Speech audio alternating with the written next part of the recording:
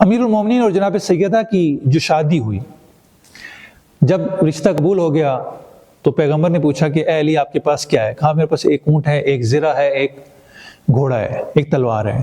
کہا تلوار تو جنگ میں کام آئے گی، گھوڑا بھی کام آئے گا، اونٹ جو ہے وہ سواری کے لیے آپ کے کام آئے گا، یہ زرہ جو ہے وہ اس کے بغیر بھی کام چل سکتے ہیں، آپ اس کو بیچیے اور جو پیسے ملتے ہیں وہ لے آئیے۔ تقریباً 400 سے 500 کے درمیان میں وہ زرہ بیچی، وہ رقم لا کے پیغمبر کو دے دی، اسی سے ولیمے کا انتظام بھی ہو، اسی سے پیغمبر نے جہیز بھی خریدا۔ ابھی جو ہمارے یہاں جہیز کا ایک مسئلہ ہے، بہت بڑا مسئلہ جو ہے، کوئی جہیز نہیں ہوتا، والدین شادی نہیں کر پاتے، اور اگر جہیز لے کر نہیں جائے گی تو لڑکے والے بھی تانے دے کے مار دیں گے، یہ کیا لائی ہو، فلاں چیز نہیں لائی، فلاں کو تو فلاں نے یہ دیا، فلاں کو تو یہ نہیں دیا، فلاں کو تو پورا گھر بھر دیا، تمہیں ماں نے کچھ نہیں دیا، باپ نے کچھ نہیں دیا۔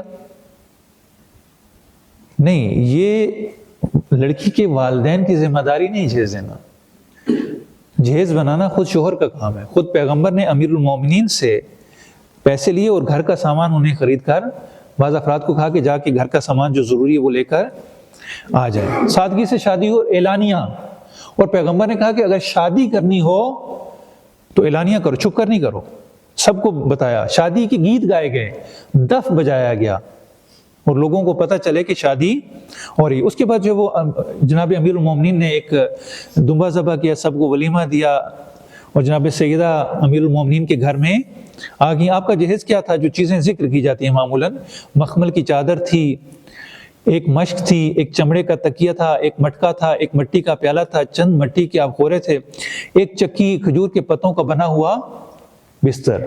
کل سامان جناب سیدہ کا یہی تھا، یہ بھی امیر المومنین کے پیسوں سے آیا ہوا تھا۔ اور اس کے ساتھ ساتھ امیر المومنین نے حق مہر بھی تقریباً 400 سے 480 درہم تک جو ہے وہ ذکر کیا جاتا، اور یہی مہر السنہ بھی، اس کو مہر السنہ یعنی وہ رقم جو پیغمبر نے اپنی بیویوں کو دی، اور پھر امیر المومنین نے جناب سیدہ کو بھی اتنی ہی رقم ادا کی۔ اگرچہ اس سے زیادہ و کم بھی دی جا سکتی، اس میں علیحدہ بحث ہے، لیکن مہر السنہ یہی معمولی سی رقم ہے، بہت زیادہ نہیں۔ ہمارے جو ایک مسائل پیدا ہوتے ہیں وہ مہریہ پہ پیدا ہوتے ہیں۔ لڑکی والے یہ سمجھتے ہیں کہ اگر حق مہر زیادہ لکھوائیں گے تو کل شاید جو ہے وہ اس کے لیے ضمانت بن جائے، نہ، یہ آپ اس کے گلے میں ایک توق ڈال رہے ہیں، کل ایک آپ کو علیحدہ سے مشکل بن جائے گی۔ اتنا کم بھی نہ ہو کہ اس کو بے ارزش سمجھا جائے، نہیں، ایک معمولی معقول جو ہے اس مقدار تک ہونا چاہیے۔